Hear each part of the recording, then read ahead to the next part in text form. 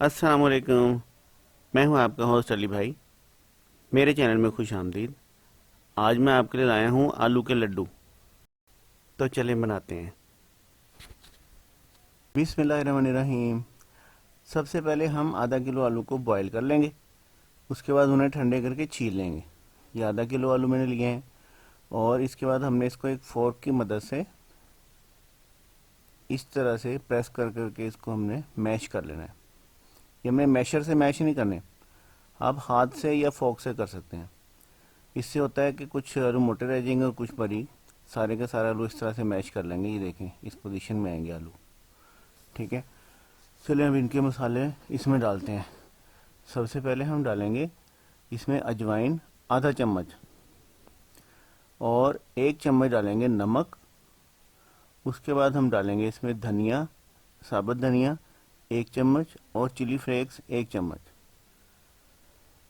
ये हम डालेंगे इसमें मेथी दाने के बीज, और डालेंगे इसमें रेड चिली, और हम इसमें डालेंगे कसूरी मेथी 2 चम्मच। आधा चम्मच मेथी दाने के बीज डालेंगे सिर्फ। इसके बाद इनको हम मिक्स कर लेंगे। फोर्क की मदद से ही मिक्स करना है हमने इसको। तो इस तरह से अच्छी तरह से मिक्स करके ये पोजीशन आएगी। लीजिए सर, हमारा बैटर तैयार है। अब हम इसके बनाते हैं लड्डू।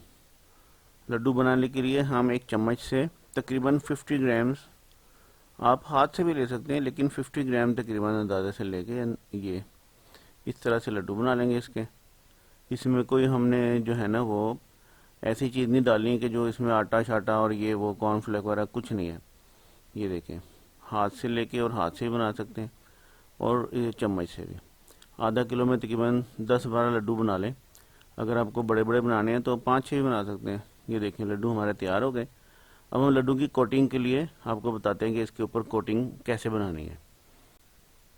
लिक्विड बैटर बनाने के लिए हम एक बाउल में रखेंगे छलनी, और उसमें 1 कप डालेंगे बेसन। ये लें जी बेसन, और उसमें डालेंगे आधा चम्मच लाल मिर्चें पिसी हुई, और इसमें नमक भी आधा ही चम्मच जाएगा, और सिर्फ 1 चुटकी हमने मीठा सोडा शामिल करना है। ये देखें, दैट्स इट। इसके अलावा इस बैटर में और कोई चीज़ नहीं है। इसको छलनी में आराम से छान लेंगे। इसके 2 फ़ायदे होते हैं, एक तो ये गुठलियाँ सारी की सारी जो हैं ये बाहर रह जाती हैं, और दूसरा इजीली मिक्स भी हो जाता है। अब हम क्या करेंगे, इसमें हम सिर्फ और सिर्फ सादा पानी डाल डाल के ना थोड़ा थोड़ा सा ऐसे, और इसको मिक्स करते जाएंगे। इससे हमें आइडिया हो जाता है कि हमारा बैटर जितना पतला और जितना थिक हमें चाहिए वो हमें मिल जाता है, बस ऐसे थोड़ा थोड़ा पानी डाल के। और जब हमारा बैटर इस पोजीशन में आ जाएगा तब हमने पानी नहीं डालना। देख लें कि ना ज़्यादा थिक है और ना ही ज़्यादा लूज है। ये देख लें, इस पोजीशन में हमें बैटर चाहिए। तो चलिए फिर इसकी कोटिंग करते हैं। ये देखें, ये इस तरह से बाउल में हमने लेना है बैटर, और एक लड्डू इसमें डाल के, और इस तरह से इसको अच्छी तरह से इसमें बैटर में ऐसे करके कोटिंग और ऐसे ड्रॉप कर देना है। ये लें जी, इसी तरह से दूसरा लड्डू। इसमें ज़रा कोटिंग बड़ी इजी हो जाती है चम्मच के साथ ना। ये देखें, जितने भी लड्डू आपकी कढ़ाई में गुंजाइश है आप उतने डाल के और आसानी से इसको फ्राई कर सकते हैं।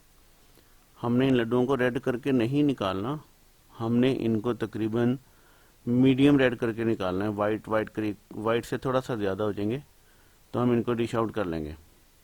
उसमें ये एडवांटेज होता है कि हम इनको फ्रिज में जब जब तक चाहें, 1 दिन 2 दिन 3 दिन 4 दिन फ्रिज में रख सकते हैं। ये देखिए, लड्डू सुनहरे सुनहरे से हो गए, और इनको निकाल लेना है। ये देखें जी, इस पोजीशन में निकालेंगे इनको, हमने रेड नहीं करना।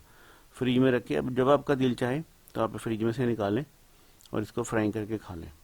अब हम इसको सेकंड फ्राइंग के लिए इस तरह से हाथ पे रखेंगे। लड्डू ठंडे होने के बाद ज़रा सा इसको प्रेस करेंगे ऐसे, और हम फ्राइंग के लिए लड्डू तैयार कर लेंगे। हमें जितने लड्डू चाहिए फ्राइंग के लिए हम उतने लड्डू रखेंगे, हाथ पे एक एक करके थोड़ा सा प्रेस करेंगे।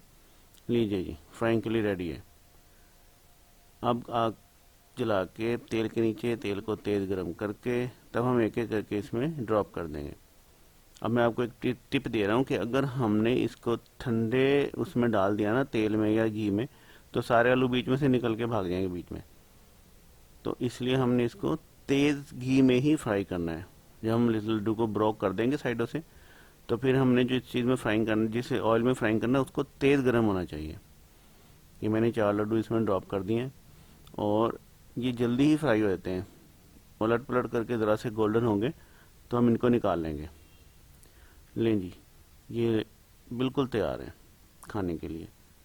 बस ये ध्यान रखिएगा कि हमने तेज़ गर्म ऑयल में इनको डालना है।